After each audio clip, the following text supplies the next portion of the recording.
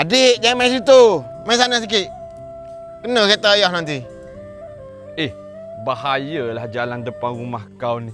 Berlubang-lubang. Kalau budak naik basikal lalu kawasan rumah kau jatuh dalam lubang ni, boleh masuk ICU tahu tak? Tak ada apalah. Aku dah 20 tahun duduk sini. Tak pernah lagi budak jatuh dalam tu. Aku cakap je, sebelum jadi apa-apa, baik kita mencegah daripada menyesal kemudian hari. Kau jangan nak mengajar aku lah. Kau baru setahun duduk sini. Dah action nak jadi macam Atuk Pengulu. Aku cakap je, kau tinggi suara kat aku ni, apa pasal? Habis tu kenapa? Kau nak gocah aku?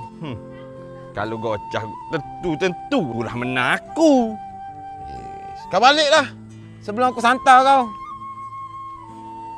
Nasib baik kau balik. Kalau tidak pecah muka aku lagi.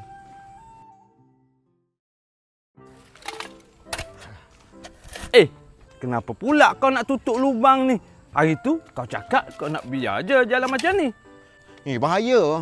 Anak aku dah masuk ICU jatuh lubang ni. Lah, bila? Sehari selepas kau tegur aku tu lah. Masin juga mula aku Kau ni dah macam minta je anak aku masuk ICU.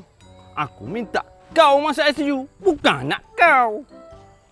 Kau jangan nak banyak cakap lah. Sebelum aku santar kau, baik kau tolong aku ni. Aku nak tolong apa ni?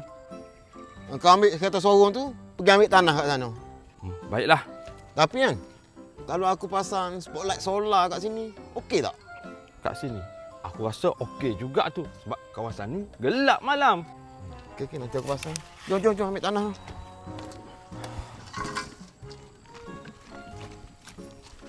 Allah. Cepatlah. Berat kau ni.